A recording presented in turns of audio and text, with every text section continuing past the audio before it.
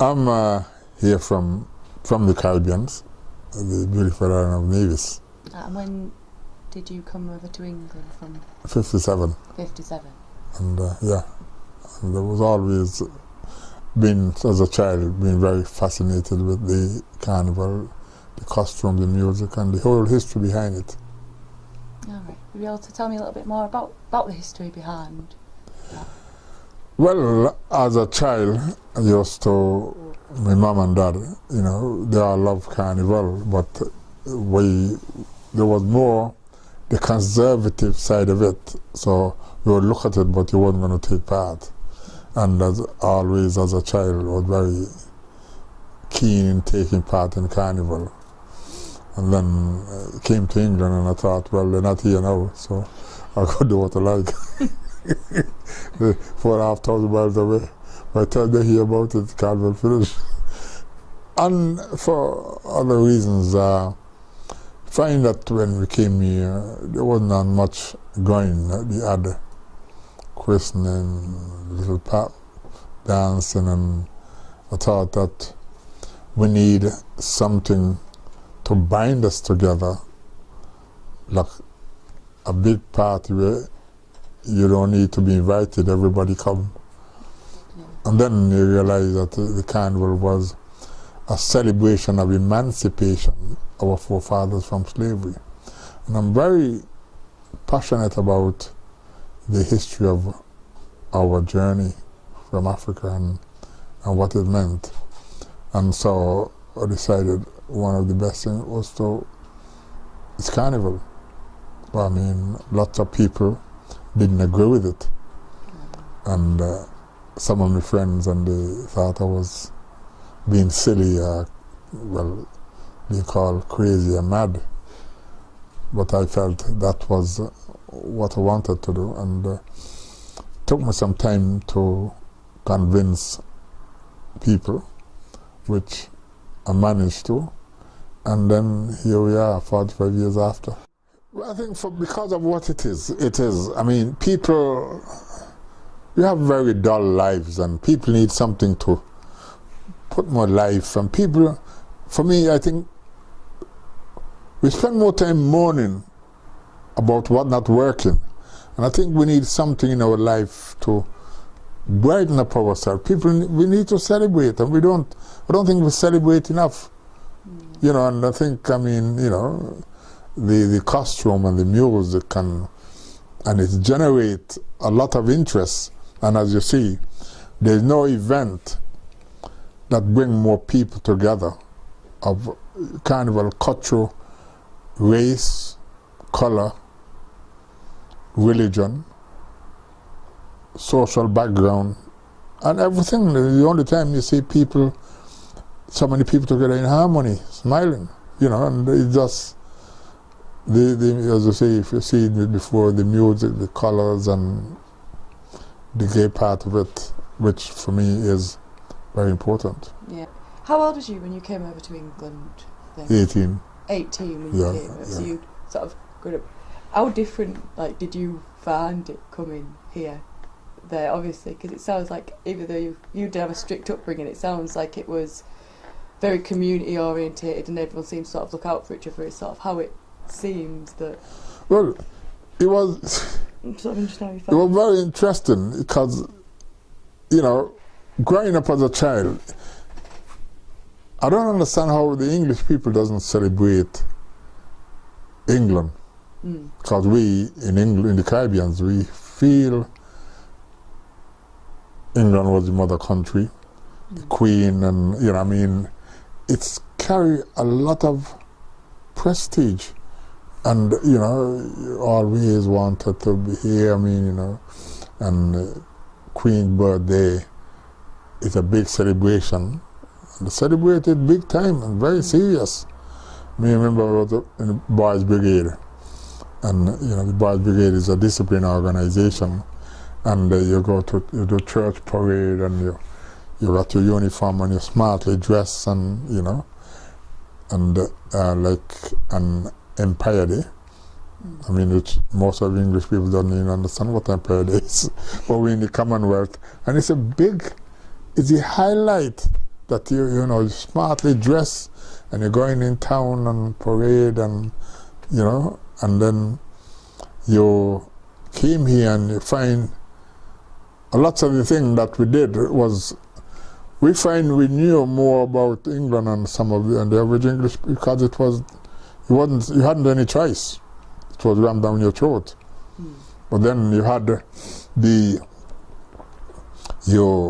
senior people who you might leave your parents at home, but you still have people here who might know you. If 90% of West Indians came here, when they came here, they had the money, they would turn straight back. Really? Yeah, it was cold. The weather was cold. The people was cold as well. And you never had that fun. You go on and you see people with sour faces. You know what I mean? You go down in the Caribbean and you could hear people laughing and yapping and more fun. Looking at, have you ever seen some of the program in the Caribbean? The whole environment, it's, people enjoy going on there. And that was part of more. Enjoy life, yeah. I mean, life is too short to be miserable. You're only here for a short while, you know. So is that sort of like one of the reasons why you wanted to do the carnival? I know you've always liked it since being a boy, but do you think it brought the sort of some fun back for you from where you were from? Like, oh yeah, when you know we see each other, that everybody. Well, I mean, you see carnival going through the streets and you see people jumping up and laughing. And one of the things that is the most smiling faces you will ever see, people having fun. And that's what it's supposed to be. It's a celebration, not a funeral. You go to a funeral, you're sad. But you know, I mean, even now you go to a West Indian funeral, you're still having a laugh.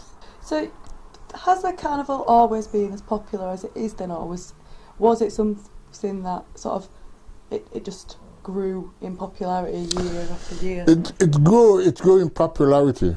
And funny that Leeds has always been in the forefront. And a lot of groups, if you look at, it is not a Leeds carnival any longer. For what Leeds have now is an international carnival. For groups come from all over the Caribbean and Europe and come to Leeds Carnival. And they got some groups from different cities. They have carnival, but they don't even take part in their own local carnival, but they come to Leeds Carnival because it's like a good Muslim want to go to Mecca. You know what I mean? You could do where you go to Mecca to see here in your city, but you've got to go to Mecca. I mean, you look at the troops them that come to Leeds. You look at the queens them, the winning queens now. I mean, they're winning queen this year. They didn't come from Leeds. And those people they pay special costume designers good money to design and make the costume for them to come to Leeds. Because to bring it to Leeds and win in Leeds, it's a big plus, you know. You know what I mean? And you're an ambassador. You know what I mean? Like when Leeds Carnival go on the road, we do different carnivals every year. We go on Leeds Carnival go on tour. And when we go on tour, we go as ambassadors of Leeds. Leeds Carnival, what's the banner say, is Leeds Carnival on the road. You understand? So you expect to go there and do your best to promote and showcase what Leeds have to offer. And that's why so many people want to come to Leeds. Yeah. It was fun. Here we got some young people here that's crazy about having carnival. And then you work out. You design these costumes. Where you get the material from? I mean, you know, it's a laugh. Because we brought out the Indians, and the Indian hair, the special texture. And what we used was rope. Now, where do you get rope to buy? That was very interesting. So, You don't realize you have to go to a boat shop and get these rope. Yeah, you know, and you plait them out, you swivel them out, and then you dye them, boil them in dye, black, and Vaseline and grease them. For the Indian here, you know, the long plaits. And then we wanted some feathers. Or something. You know, in 1967, where you get feathers from? That was very interesting. So, he had a Polish shop, used to sell chicken on Chapter Road. So we went in there after we could come and pluck the chicken from them and get the feathers. But we couldn't get sufficient feathers. So we went up to Otley and buy some chickens, innit? And then we find out families like to have chicken and rice on a Sunday. So you find out who wants chicken to buy. So so we pluck this chicken and we sell them. So because all we want were the feathers. Yeah, it was. You could look back on it and it's we just have some great laugh. You know, the stuff we had, where you get the money. We ain't had the money, and we had to make his costume. So all the pennies that you had, and we borrow stuff, we beg stuff, and we pinch stuff. And it's friends fall out, people meet friends, people meet the partners, fall in love, get married. Carnival has a lot to desire. Remember one of my mates was quite funny. He was a very good costume designer. He used to design costume in Trinidad. And his girlfriend came from London to spend a fortnight with him. So we prepared for Carnival. And I remember driving down the road, and I met he and his girlfriend going to the pictures.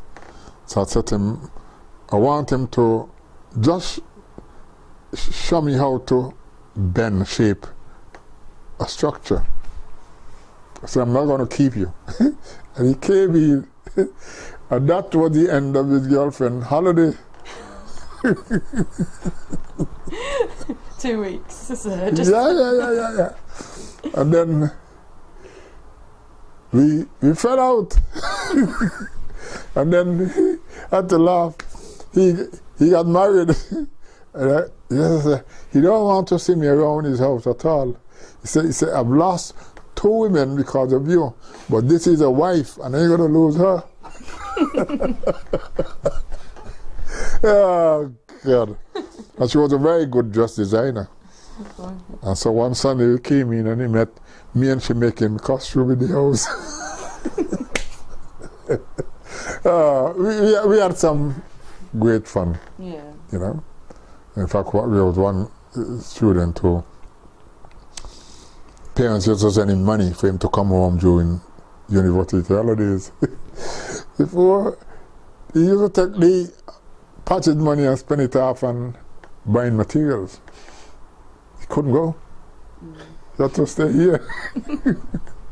You know what I mean? But we were a group of friends who, through Carnival, we became so much, we had such bond between us. You know what I mean? That you wouldn't know who have got money, for we share what was yours and mine, and what was mine was yours. You know what I mean? And he brought that thing together.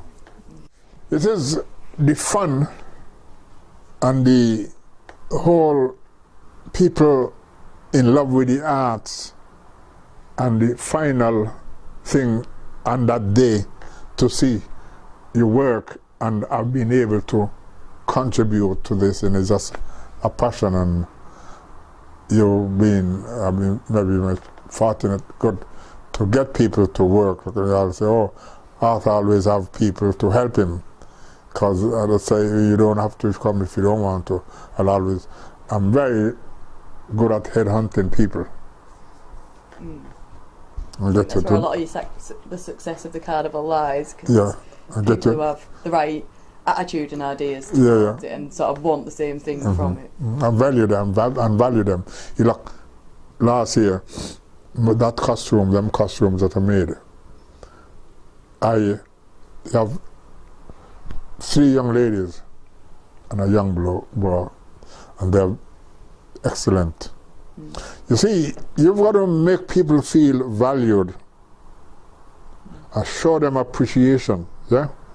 And they come in here, like I designed that costume. I'm not very good at sketching, but I do a silly sketch. But you have another young lady who is very good at doing them, and she did. She knows what I want. I do a silly sketch, and I work out the colors I want, and she did that sketch. And then I wanted to make a prototype, because when you done that now, you got to say what it looked like as a costume. I went and bought the material, and I had these young ladies came in here, and we showed them what we're going to make, because it's already, you got to take it from the drawing to make it look real. The headpiece is very technical and tricky to make. And so we work on that. We work on the rest pieces and leave them with them. And because, you know what I mean, and you don't stifle them over them with a big stick, you know what I mean. I know they know what they're doing, and they're very perfectionists. Yeah. And that's good, and I do believe in make people feel valued. And I like people around me who know more than me. It make you stronger. You know, to me, it's not a challenge. It make the project a better project. Yeah. Oh, well, thank you very much.